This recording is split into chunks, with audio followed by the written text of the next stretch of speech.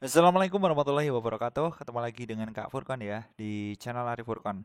Pada video kali ini Kak Furkon kembali berbagi informasi yang terbaru ya tentang P3K tahun 2023, tentang bagaimana teknis maupun seleksi administrasinya bagaimana, kemudian bagaimana tenaga honorer ini nasibnya di akhir tahun nanti. Sedangkan RUU ASN itu belum juga disahkan. Apakah akan di PHK atau enggak? Silakan simak video berikut ini. Tapi sebelum Kak Furkon ke informasinya, Kak Furkon ingatkan untuk teman-teman yang baru saja bergabung ya atau baru saja menemukan video di channelnya Kak Furkon, silakan ditekan tombol subscribe-nya dan nyalakan lonceng notifikasi supaya teman-teman tidak ketinggalan pada saat Kak Furkon mengupload informasi terbaru ya seputar P3K, CPNS, tes BPG dan lain sebagainya. Oke, langsung saja kita ke informasinya. Ini ada juknis terbaru ya dari P3K Guru tahun 2023. Ya tidak ada yang guru sih, bisa aja tenaga teknis maupun tenaga kesehatan. Yang pertama, ini disahkan juga ya petunjuk teknis pengadaan pegawai pemerintah dengan perjanjian kerja. Nah, di sini berdasarkan pasal 58 ayat 1 ini sudah diatur ya tentang jabatan administrasi atau jabatan fungsional dalam suatu instansi pemerintah. Berdasarkan pasal 34 Peraturan Pemerintah Nomor 49 Tahun 2018 tentang manajemen pegawai pemerintah dengan perjanjian kerja ditentukan bahwa ketentuan lebih lanjut mengenai petunjuk teknis pengadaan PPK diatur dengan Peraturan Badan Kepegawaian Negara.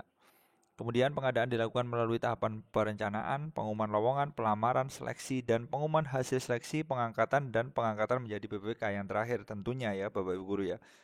Kemudian yang keempat, itu adalah untuk menjamin kelancaran dan keseragaman proses pengadaan BPK di pemerintah Provinsi Jambi perlu menetapkan keputusan Gubernur Jambi tentang petunjuk teknis pengadaan. Nah, ini sudah saja petunjuk teknisnya ya dari Jambi ya, Bapak Ibu Guru ya.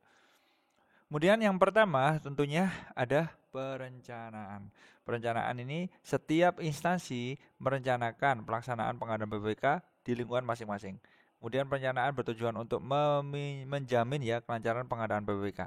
Kemudian pembentukan panitia seleksi. Nah, di sini panitia seleksi terdiri dari yang pertama adalah dibentuk PPK ya. Kemudian panitia seleksi instansi pengadaan PPK dibentuk untuk melaksanakan proses pengadaan PPK di instansi pemerintah yang meliputi kegiatan perencanaan, pengumuman lowongan, pelamaran, dan pengumuman hasil seleksi. Kemudian panitia seleksi instansi pengadaan PPK diketahui oleh seperti ini. Jadi memang petunjuk teknisnya itu belum semuanya, tapi ini di daerah Jambi sudah diresmikan. Nah, kemudian bagaimana sih nasib tenaga honorer di akhir tahun nanti jika RUU itu belum juga disahkan? Ternyata Bapak Ibu Guru ada regulasi untuk melindungi ya honorer dari PHK jika RUU ASN ini belum disahkan tahun ini. Ini sumbernya dari jpnn.com Jakarta. Pengesahan rancangan undang-undang aparatur sipil negara itu sangat dinantikan honorer maupun pegawai pemerintah dengan perjanjian kerja. Nah, artinya di sini ini memang sangat ditunggu-tunggu ya oleh honorer karena ada isu PHK massal ya. Nah, tetapi nanti kita lihat saja bagaimana perkembangan beritanya. Seperti itu. Menurut Dewan Pembina Forum Honorer K2 Tenaga Administrasi Indonesia, Nurbait, ini ada informasi A1 bahwa RUU ASN akan tetap disahkan tahun ini. Ancar-ancarnya sebelum November tentunya ya, karena November itu semua honorer bakalan dihapus.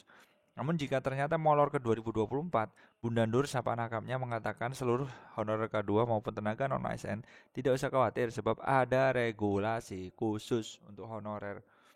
Honorer dan BPK sebaiknya mendorong DPR RI mengesahkan RUU ASN, apalagi ini inisiatif DPR RI sendiri ya, kata Bunda Nur kepada JPNN. Dia mengungkapkan telah menanyakan masalah revisi UU IKN atau Ibu Kota Negara kepada pejabat kantor staf presiden atau KSP.